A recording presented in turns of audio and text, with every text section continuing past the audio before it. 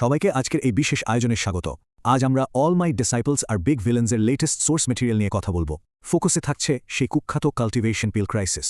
একটা সামান্য ভুল থেকে কিভাবে পুরো পরিস্থিতি একদম হাতের বাইরে চলে যায়, সেটাই আজ আমরা ধাপে ধাপে দেখতে যাচ্ছি। তো চলুন সরাসরি ঘটনার গভীরে ঢোকা যাক। একবার কল্পনা করা যাক একটা 6 মাসের দারুণ শান্তি চুক্তি কিভাবে মুহূর্তের মধ্যে জীবন মরণের সংকটে রূপ নিতে পারে।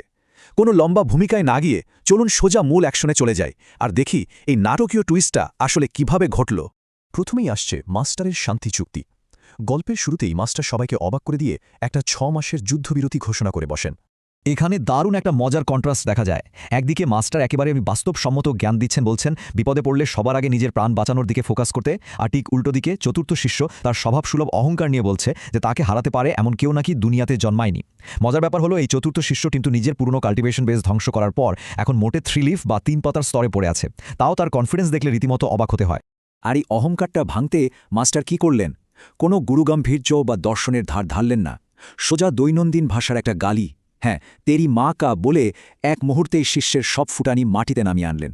এটা খুব সুন্দরভাবে বুঝিয়ে দেয় যে শিষ্যদের অবাধ্যতা আর এই ওভার কনফিডেন্স কন্ট্রোল করতে মাস্টার কতটা ডিরেক্ট এবং রুড হতে পারেন। এরপরেই আসছে দ্য রিজেক্টেড কাল্টিভেশন পিল। ঘটনাটা এবার একটা মহামূল্যবান চুরি করে আনা বস্তুর হাত বদলের দিকে মোড় নিচ্ছে। এই হাত বদলের বিষয়টা রীতিমতো একটা হাস্যরসাত্মক ডমিনো এফেক্ট তৈরি করে। প্রথম ধাপে চতুর্থ শিষ্য অনেক কষ্ট করে চুরি করে আনা পিলটা মাস্টারকে দিতে যায়, কিন্তু মাস্টার সেটা সোজা রিজেক্ট করে দেন। দ্বিতীয় ধাপে সে এটা তার সিনিয়রকে গিফট করতে যায়, সিনিয়রও না করে দেন। এরপর জুয়া নামের আরেকজন আগ্রহ নিয়ে পিলটা চেয়ে বসে, আর শেষমেশ চরম হতাশার বিরক্ত হয়ে চতুর্থ শিষ্য পিল দেওয়ার বদলে জুয়াকে সোজা বাথরুম পরিষ্কার করতে পাঠিয়ে দেয়। এই পুরো পর্যায়টায় চতুর্থ শিষ্যের ফ্রাস্ট্রেশনটা সত্যিই দারুণ এন্টারটেনিং। এবার আসা যাক পরবর্তী অংশে, a sweet and sour mistake. চতুর্থ শিষ্যের সাথে ছুটকি আর একজন নতুন অতিথির দেখা হওয়ার পর থেকেই মূলত ঝামেলার শুরু। এই নতুন চরিত্রটার নাম হল শঙ্খ। একদমই সাধারণ একটা মেয়ে, যার মধ্যে বিন্দু পরিমাণ আধ্যাত্মিক শক্তি বা স্পিরিচুয়াল পাওয়ার নেই। এখন চতুর্থ শিষ্য যখন শঙ্খের এই স্পিরিচুয়াল পাওয়ার না থাকার বিষয়টা অ্যানালাইজ করতে ব্যস্ত, ঠিক তখনই তার অগোচরে মারাত্মক একটা ভুল হয়ে যাচ্ছে। আর ঠিক এই মুহূর্তেই টেনশন একেবারে চরমে পৌঁছে যায়। শঙ্খ খুব ক্যাজুয়ালি বলে ওঠে, স্বাদটা টক মিষ্টি ছিল, মোটামুটি ভালোই। হ্যাঁ, ঘটনা ঠিক সেটাই। সে ওই মহামূল্যবান আর মারাত্মক কাল্টিভেশন পিলটাকে সাধারণ একটা ক্যান্ডি ভেবে খেয়ে ফেলেছে। সে যে আসলে কতটা বিপজ্জনক একটা জিনিস গিলে ফেলেছে সে বিষয়ে তার বিন্দুমাত্র ধারণাও নেই, আর মুহূর্তের মধ্যে পুরো পরিস্থিতিটা পাল্টে যায়। এখান থেকেই শুরু হয় দ্য রিফাইনিং ক্রাইসিস। এই বিষয়টা গল্পের টোনটাকে সাধারণ কমেডি থেকে একদম পিওর প্যানিক বা আতঙ্কের দিকে ঘুরিয়ে দেয়। সংকটটা যে কতটা মারাত্মক সেটা বুঝতে হলে আগে জানতে হবে এই কাল্টিভেশন পিল জিনিসটা আসলে কি। এটা হলো ভীষণ পাওয়ারফুল একটা জাদুকরী বস্তু, যেটা কাল্টিভেটরদের শরীরে খুব দ্রুত বিপুল পরিমাণ শক্তি ফিরিয়ে আনতে পারে। কিন্তু একজন সাধারণ মানুষের জন্য এটা সরাসরি প্রাণঘাতী। এর পাওয়ার এতই বেশি যে বড় মাপের শক্তিশালী মানুষদের জন্যই এটা সামলানো কঠিন, আর শঙ্খ তো নেহাতি সাধারণ একটা মেয়ে।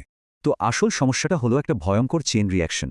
পিলটা খাওয়ার পর শঙ্খের শরীরে হঠাৎ করে বিশাল পরিমাণ এনার্জি ঢুকে যায়। একটা সাধারণ শরীর কোনোভাবেই এত শক্তি ধারণ করতে পারে না। সবচেয়ে বড় বিপদ হলো কাল্টিভেটররা এই শক্তিটাকে রিফাইন বা পরিশোধন করতে জানে, কিন্তু শঙ্খের তো সেই জ্ঞানটা নেই।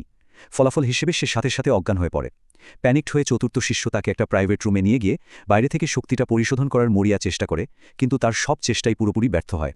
পরিস্থিতি যখন একদমই নিয়ন্ত্রণের বাইরে, তখন ছুটকি ভয় পেয়ে সোজা দৌড় দেয় মাস্টারের কাছে।